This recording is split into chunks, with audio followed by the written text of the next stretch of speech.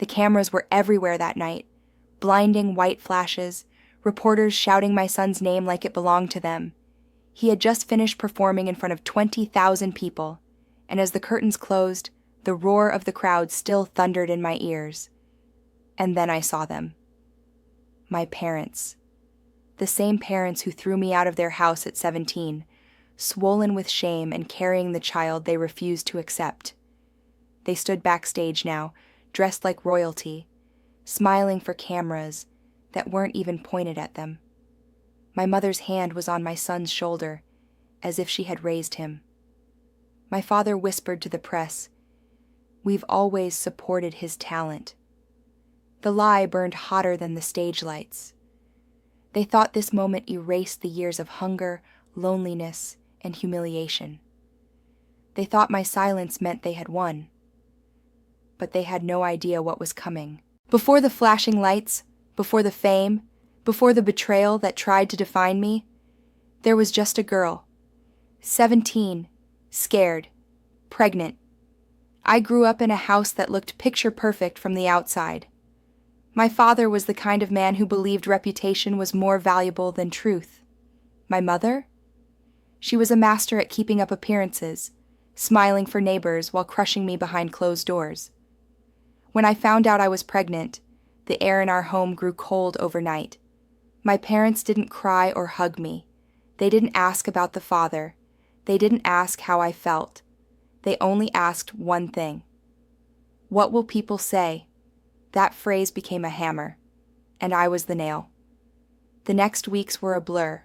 Silent dinners, whispers on the phone, my mother's sharp eyes cutting me down, my father's lectures about shame. I thought, maybe if I kept my head down, maybe if I worked harder, I could still earn their love. But I was wrong. One night, after another tense silence at the dinner table, my father slammed his fist down so hard the silverware rattled. He pointed at me and shouted, "You are not my daughter anymore. Not in this house. Not in this family." The words echoed in my ears, but what I remember most was my mother's face. She didn't flinch. She didn't stop him. She simply nodded, as if this exile was long overdue. That night, I packed what little I owned into a single bag. My childhood photo album, one of the only things I grabbed, felt heavier than the clothes. I carried it pressed against my chest, a reminder of who I was before their rejection. The door shut behind me, and the sound was final. I wasn't their daughter anymore. I was just a girl with a growing belly, standing on a cold sidewalk, wondering where I would sleep. But here's the thing. Sometimes the worst moments forge the strongest steel. I found work at a diner, wiping tables until my back ached, saving every dollar in a tin piggy bank I kept hidden under my mattress. My belly grew, and so did my resolve. I may not have had parents anymore, but I was about to become one, and I swore my child would never feel as unwanted as I did. Neighbors whispered, old classmates pointed. My parents? They spread rumors to protect their own names. According to them, I was rebellious, lost, a disgrace. It was easier for them to rewrite the story than face the truth, but in the midst of loneliness, there were flickers of kindness. The diner's owner slipped me leftover meals to take home. A kind woman from church offered hand-me-down baby clothes. Strangers gave me more compassion than my own blood. And yet, the sting of betrayal never left. One moment in particular still haunts me. Months later, swollen and tired, I passed by my parents at the grocery store. They were laughing with neighbors, shopping as though I never existed. My father looked right through me, like I was invisible. My mother's lips curled into the faintest smirk, as though she had won. That moment broke something inside me, not because I wanted them back, but because I realized they had erased me. They thought I was done. They thought my silence meant surrender. But what they didn't know was that every coin I dropped into that piggy bank, every shift I survived, every tear I wiped away, was building something. Something they could never control. Life didn't get easier after my son was born. If anything, the world grew heavier. The nights were endless. feeding him at 2 a.m., rocking him while my arms ached, praying he would sleep just long enough for me to rest before the morning shift. I'd wake up with circles under my eyes, but I still showed up to work, tying my apron tighter, forcing a smile for customers who barely noticed me. My parents? They only grew bolder in their campaign against me. At first it was whispers. Neighbors repeating stories that I had run off with some man, or thrown my life away. But soon it became something darker. My father told relatives I had stolen money from them. My mother painted me as a manipulator who used her pregnancy to seek attention. The cruelest part wasn't their lies. It was how quickly people believed them. Family who once held me as a child stopped answering my calls. Old friends avoided me in public. Even at the diner, I could feel eyes on me, judgment in every whisper. I wasn't just struggling, I was isolated. And isolation is a dangerous thing. The weight of it pressed into my chest every night. I'd lay in bed, staring at the ceiling, hearing the baby's soft breathing beside me, and wonder if I could survive another day. My hands trembled from exhaustion. My hair thinned from stress. There were nights I broke down in silence because I couldn't let my baby see his mother cry. But even as the pressure mounted, I refused to bend. Every insult fueled me. Every rumor hardened me. And then, one night at the diner, something shifted. A woman came in late, hair tied back, face tired but kind. She ordered coffee, stayed longer than most, and when the crowd cleared, she watched me quietly. Finally, she spoke. "You look like you're carrying the world on your back." I froze, unsure whether it was pity or judgment. But then she smiled, not in mockery, but in recognition. She told me her name was Maria, and she too had been a young mother once. She knew the stares, the whispers, the rejection. She saw in me what I had nearly forgotten about myself: strength. That night, she pressed a $20 bill into my hand, not as a tip, but as a gift. "This isn't charity," she said softly. "It's a reminder. You are not alone." Her words pierced through the walls I had built. For the first time in months, I felt seen.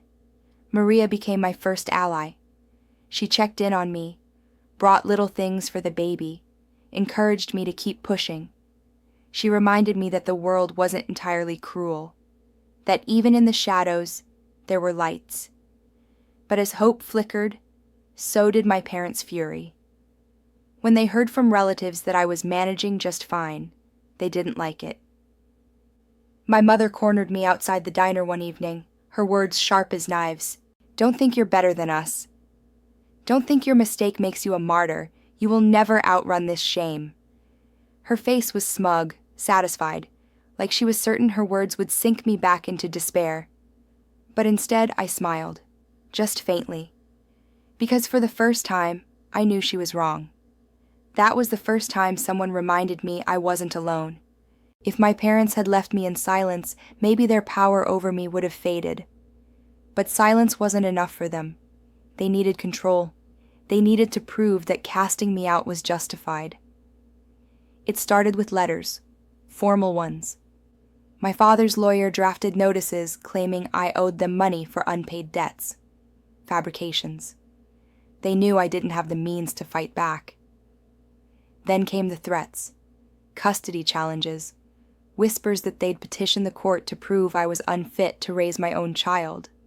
I was 17, exhausted, and still trying to piece together a life. To the outside world, it looked hopeless. And honestly, some nights I believed it was. I remember sitting on the floor of my small apartment, the letters spread around me like daggers. My baby slept in a second-hand crib beside me, his tiny chest rising and falling with innocent breaths. I touched his little fingers and whispered, "They will not take you from me. Not now. Not ever." But how could I fight them? They had money, lawyers, reputation. I had nothing but a tin piggy bank and determination. Or so I thought. One day, Maria, the woman who had become my quiet anchor, sat me down at the diner. "You can't fight this alone," she said. "But you don't have to. I know someone." Her brother, as it turned out, was an attorney who had once represented young mothers in custody battles. She arranged for me to meet him, and when I handed him the letters, he chuckled bitterly. "This is intimidation." Nothing more. But if they want to play in court, we'll play. For the first time, the fear inside me began to shift. Weeks later, I found myself in a courtroom that smelled of polished wood and stale air. My parents sat across the aisle, dressed in expensive suits, their faces calm, smug even. My father leaned back, whispering something to my mother that made her lips curl into a smile. To them, this was already won. The judge called the room to order.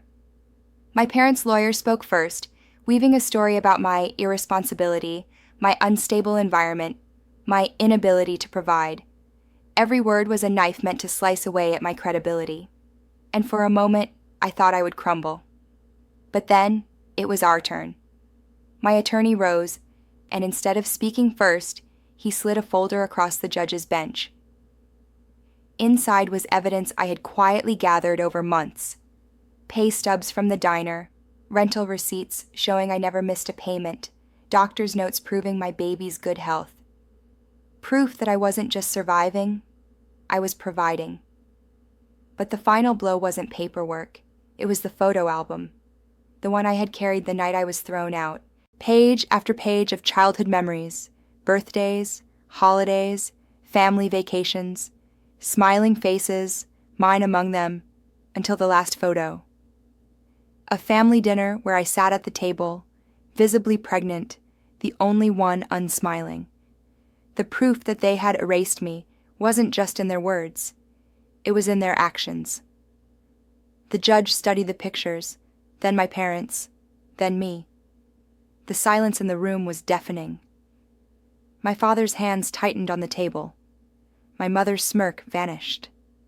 The judge's words came steady, final. This court sees no evidence of unfitness. Custody remains with the mother. Case dismissed. I didn't gloat. I didn't smile. I simply held my son closer, because in that moment, I knew something my parents didn't. They no longer had control, but instead of stopping, they doubled down. Winning in court should have ended things. For most people, it would have, but not for my parents. Losing only made them more dangerous. They couldn't strip my son from me with legal papers, so they tried to strip me with words. Everywhere I went, their poison followed. Neighbors whispered that I was ungrateful, a liar, an embarrassment.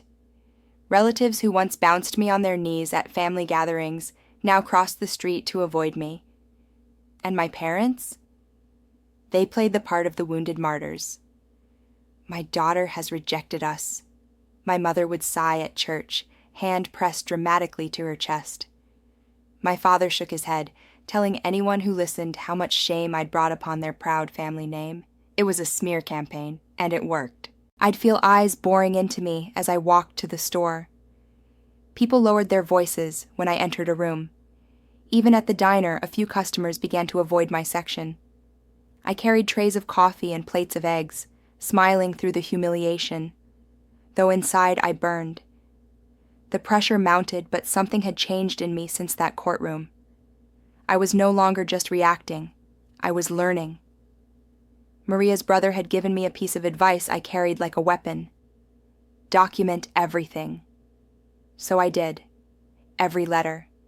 Every rumor. Every cruel word they dared to say within earshot. I bought a cheap notebook and filled it with dates, times, names. I kept receipts, pay stubs, medical forms, even notes from neighbors who had witnessed their harassment. The same photo album I once held in sorrow now became a shield. I began adding to it, not just family pictures from the past, but snapshots of my present.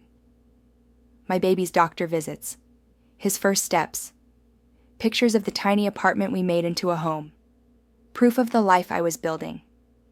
It wasn't just evidence, It was a reminder that their lies would never erase my truth. But the war wasn't only external. It was inside me too. Nights were still sleepless. My hands still trembled from exhaustion. There were mornings I stared at my reflection and barely recognized the woman staring back. But now each breakdown was shorter, each recovery quicker.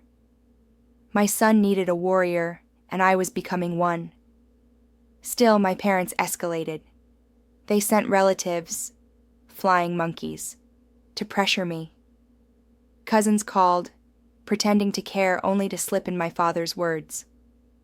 Wouldn't it be easier if you just apologized? If you admitted you were wrong?